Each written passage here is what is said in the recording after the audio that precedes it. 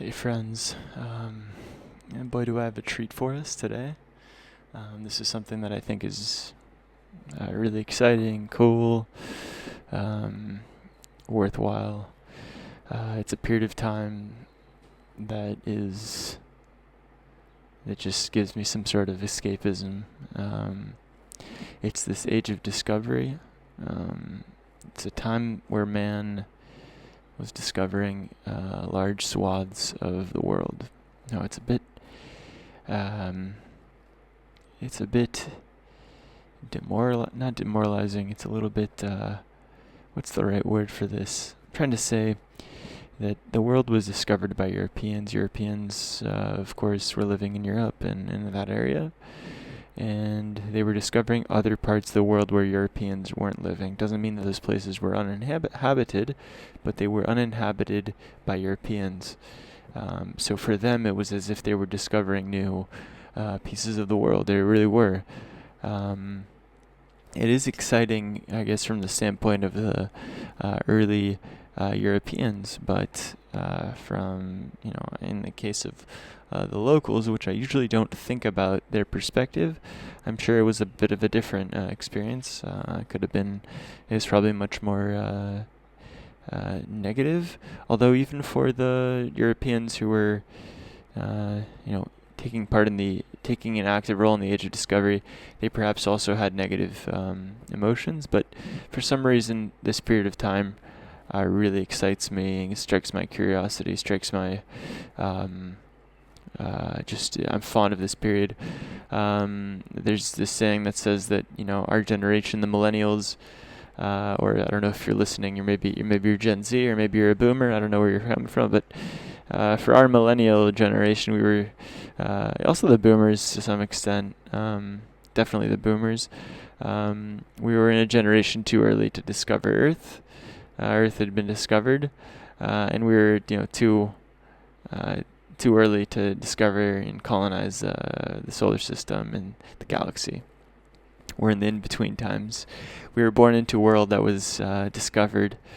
Anyways, let's get into this. So the age of discovery is something that starts in 1418 and goes all the way to 1620.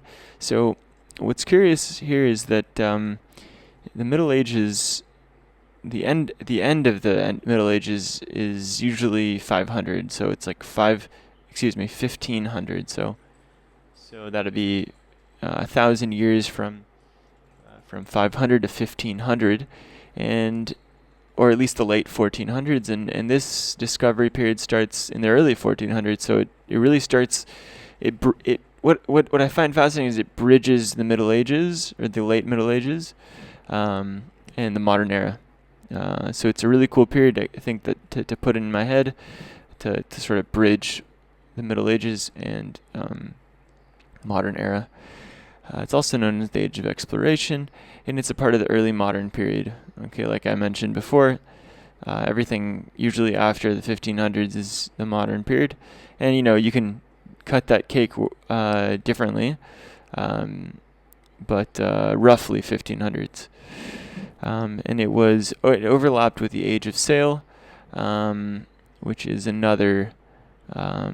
Wow, look at this illustration here, folks. Wow. Look at this. That is so cool. I mean, it's really the stuff from fantasy, like fantasy works, the fantasy genre. It's just so. I don't know what the words are. It's Game of Thrones. It's the Iron Kingdom.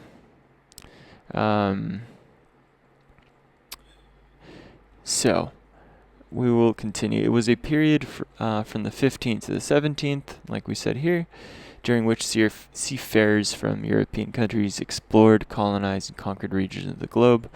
The Age of Discovery was a transformative period when previously isolated parts of the world became connected to form the world system. Whoa.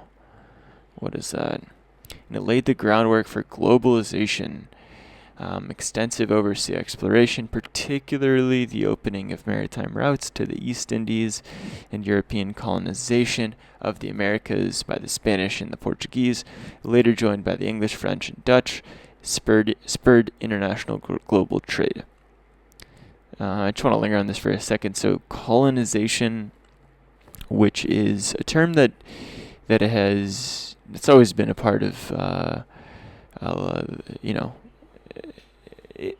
let me say this a different way. Right now, we're in sort of this somewhat what some people categorize as like a postmodern time, or maybe I should sharpen that a bit and say that there are some people today that consider themselves postmodernists, and this idea of decolonizing yourself, your nation, so on and so forth. So this term colonization, I reckon has its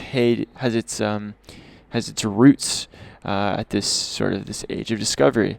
This is the age where at the early part of it, we see colonization by the Spanish and the Portuguese, and later we see colonization by English, French, and Dutch, and it just, I often think about what are the roots, or in terms of the chronology of the events, what started these events, and it's something that lingers in the in the early 15th century, and it goes to the 1620s, so 15th to 17th century. Okay. The interconnected global economy of, one more thing, sorry, before I continue, is I'm personally curious on why we see first Spanish, Portuguese, and then later this. Like, I'm curious why the decline. So why did Spanish, Portugal decline, even though there were, veritable powerhouses in the early age of discovery? What were the decisions that diminished those civilizations? So let's continue. So the interconnected global economy of the 21st centuries has its origin in the expansion and trade of trade networks during this area. How cool. So we're living in the wake of this age of discovery.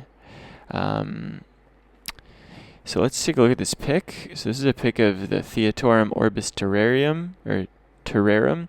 This was made in 1572, folks. So this is just like seems to be in the middle of the Age of Sail. And look at how this is how they thought the world looked. And I can't really zoom out. Anyways, let us continue. So the exploration created colonial empires. Okay, colonial empires, and marked an increased adoption of colonialism as a government policy in several European states. Colonialism is I wonder if Romans founded colonies. I think they did. I think they also used that term, colonies.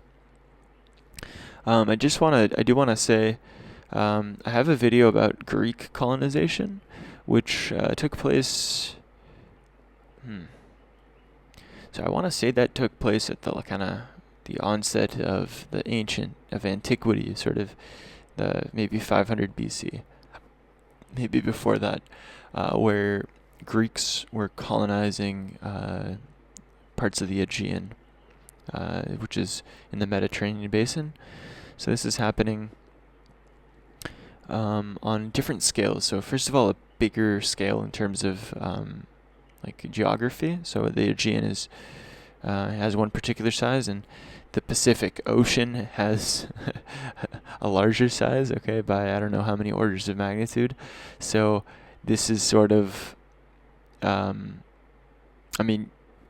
I'm trying to say is the Greek colonization, maybe it's like a little microcosm of what's happening here. Although I do concede that they're very different. I don't think the Greeks were setting up kind of plantations with slaves and so on, which is something that we'll see slowly start to happen in these colonies.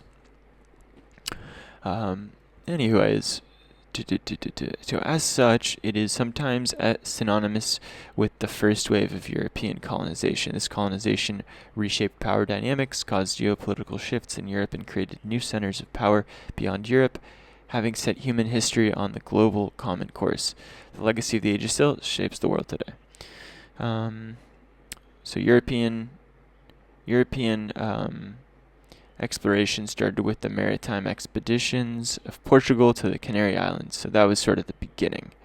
Canary Islands, of course, are it's an archipelago off the coast of Morocco. And with the Portuguese discoveries of the Atlantic archipelagos of Madeira and Azores. Let's see where those are. Okay, also in that sort of not far from the Canary Islands. Also. Okay, so they're starting to sort of dip into the Pacific. The coastal West Africa in 1434, which is really the beginning. Okay, so the beginnings of this were the sort of Portuguese discoveries right off their coast. And they established a sea route to India in 1498, Vasco da Gama, which is a Portuguese. Let's see where he went through to get there.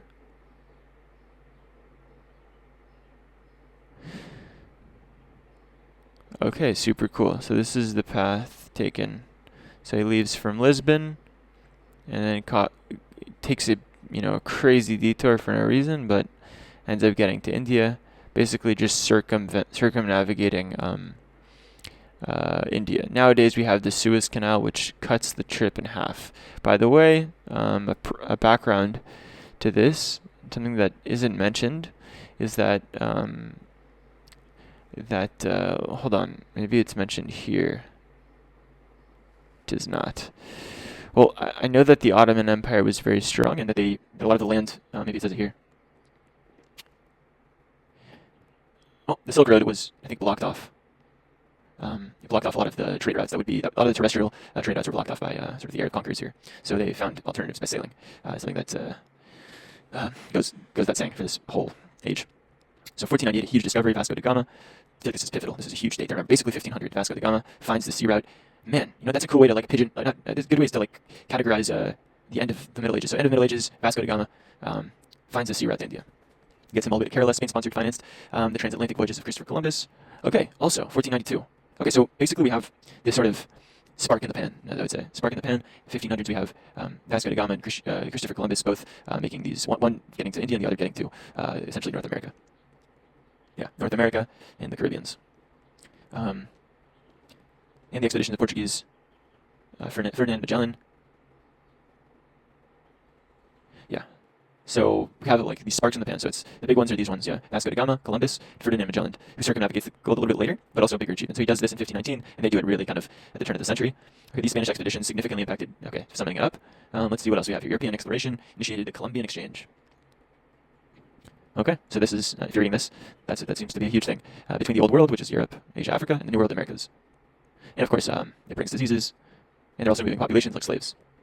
Okay, so I think we got the gist of this. We kind of briefly learned about the big, let's call it the big three, Magellan, Columbus, and da Gama. And just kind of talked about the dates to put this in, not too much, but there's a lot more to go into depth here. Anyways, folks, I hope you guys subscribe, and if you guys like this type of stuff, because I really like doing it, I like learning, touching on things, remembering, and just surfing Wikipedia. And as always, I'm a very small channel. We're small, less than 500, and every subscription really counts, and it's because I'm small, I'm going to do these shameless plugs. So yeah, please subscribe. And if you want to contribute, you can just put my video on slow, turn it on to slow mode, and put it on a just open a tab and leave it there and let it play out. Let the whole video play out on slow mode. And I think that it does wonders for the algorithm. You can also just leave a comment. About something that you found interesting, or reach out to me. And yeah, you can always like. It also helps. But yeah, anyways, I hope you guys enjoyed. I definitely enjoyed. Enough of this plug.